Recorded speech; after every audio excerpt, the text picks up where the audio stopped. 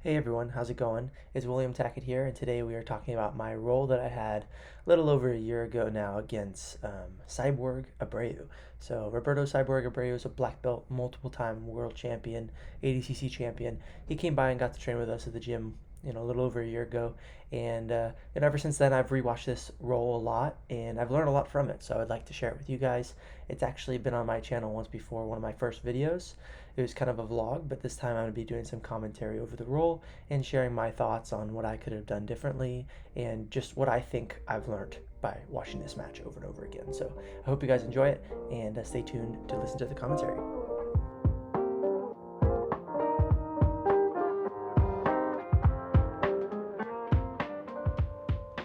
So getting into the role, I want to apologize early on for the shaky footage.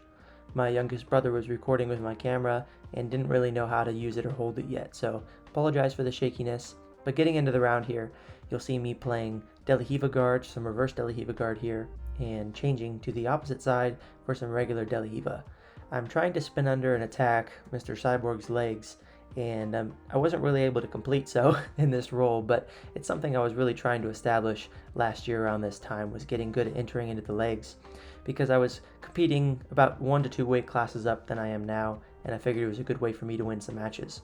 But something that I wasn't doing is I wasn't hand fighting great, so you'll notice him here, as he's on top, he really starts controlling my wrists and eventually uses this to get in on a body lock. And that's all because I just wasn't doing a great job hand fighting, and he was really able to settle on top and eventually pass the side control. I was able to get an underhook and change it into a coyote style half guard, use that to replace, but he locks in a front headlock from here. That's kind of his trademark. He's really good at getting this front headlock, and he uses it to almost pass my guard again. I was barely able to use my frame, combined with getting on my side, to pop my head out. We slap bump and get back into the roll here. I'm now trying to inch forward with that sit-up butterfly guard. I have a collar tie. I think I'm trying to get him to hold my upside leg. That way I can enter into his legs again. Like I mentioned earlier, it was something I was really trying to go for in this role, but wasn't able to complete doing so. And I think it was from the lack of hand fighting that you'll see throughout in this role. We recenter there, and this was in the old gym, so we just moved spots, so there's very limited mat space here. So we reset quite a bit in this role. For me here, I get a 2-on-1, so that is good form of hand fighting, but wasn't able to complete it, and I changed back to frames, trying to establish that sit-up butterfly guard once again. I'm looking for that 2-on-1 again, but he's doing a good job breaking the grips and inching himself forward. I work to try to play on the other side, on my other hip, to see what I can get going off there, but we end up resetting into the middle, and I'm working for some more control here. I try to hit a little off balance there with my hooks on his ankles, and almost into a back step there, but because of the lack of hand fighting, as I mentioned earlier, he settles again in on my hips and lands past into a side control with that body lock pass. I'm fairly comfortable escaping, and you might see it throughout this match. I was able to stay really safe and keep my elbows nice and tight and recover my guard each time. It's something that you might see in quite a bit of my matches, and I take pride in my ability to not get subbed and get back to my guard. So if you want to check out my BJJ Fanatics instructional, it's on escapes, and I think it would really help your game. So check it out if you need some help escaping bad spots or just want some new ideas. So getting back into the round here, I'm inching forward. Notice how I'm trying to hook behind his ankles. I even tried to wrestle up there, but didn't even get close. He just kept backing up, and I didn't have any setup there. I'm trying to enter into his legs by little off balances and hooking behind his ankles, but he's just high stepping out, and he's doing a nice job at making sure his hips are far back, and he constantly gets good control on my wrist before he commits to anything.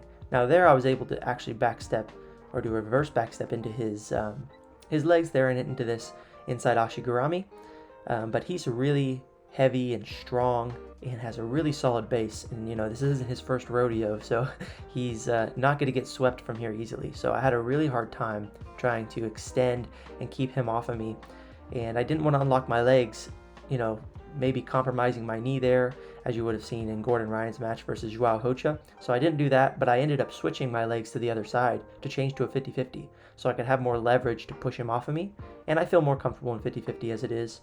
I feel it's a little stronger of a position for me, but as I start trying to attack his leg here, he does a nice job of it standing and trying to strip my legs off. I feel watching it now that I did have an inside heel hook attack here that I could have gone for, but you know, in the middle of a roll, sometimes you don't see everything. And like I said, this is a year ago.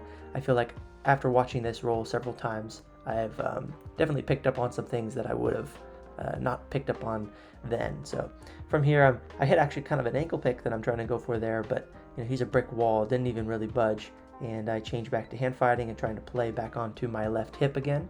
But he seems to really only pass to that, or want to pass my guard to my right side. So I was pretty limited to trying to play on my right hip. I almost enter into X guard here momentarily, I believe, if I remember correctly, but it's off of me trying to hand fight, trying to inch forward, and I get that 2-on-1.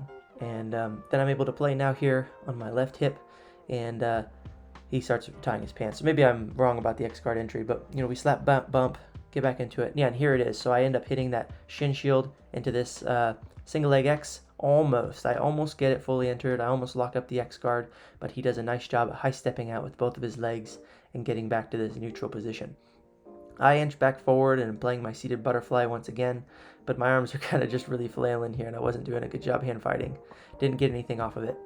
I almost hit this K guard entry and my foot got stuck in his shirt, so we did a momentary pause, and I believe since he gets an underhook right on the reset, he just passed right away. So wasn't a good reset for me, and I really had no defense from there because I don't have the underhook.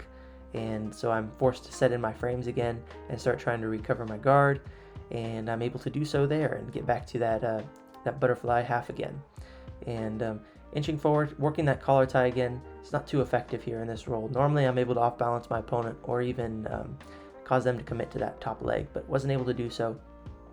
Trying to change to those 2-on-1 grips, but his wrists are so wide and so hard to control, and I didn't do a good job hand fighting because I was actually controlling the wrong wrist. If you go rewind a little bit, I was controlling his wrong wrist there, and he was able just to dive in on that body lock and settle into now a north-south position. I knew he was going to be looking for that Kimura on that top arm, so I kept my frame in with my right arm over there on his hip and used that underhook to really shrug him upwards to try to enter into a half guard, but used it just to settle back into my close guard here. So here I am again, trying the same thing that's not working, the collar tie and the sit-up butterfly guard. Like I said, I was pretty one-minded here trying to get into his legs, but changed a lot since, so hopefully I have a little bit better of a game now. But it was a fun roll, and we had a great time. It was fun getting out there and scrapping with him. So that's the end of the roll for now. Thank you, Mr. Cyborg, and looking forward to the next time. Alright everyone, thanks for watching. I hope you enjoyed my roll with Mr. Cyborg, and appreciate the commentary throughout. And if you have any corrections or anything like that, or concerns, or even questions about your jiu-jitsu journey and your game or whatever, try to comment down below in the comment section, and I'll do my best to get down there and answer all the questions. So appreciate, as always, your guys' subscription and your viewership, and I'll see you guys in the next one. God bless, and have fun on the mats, everybody. I'll see you out there.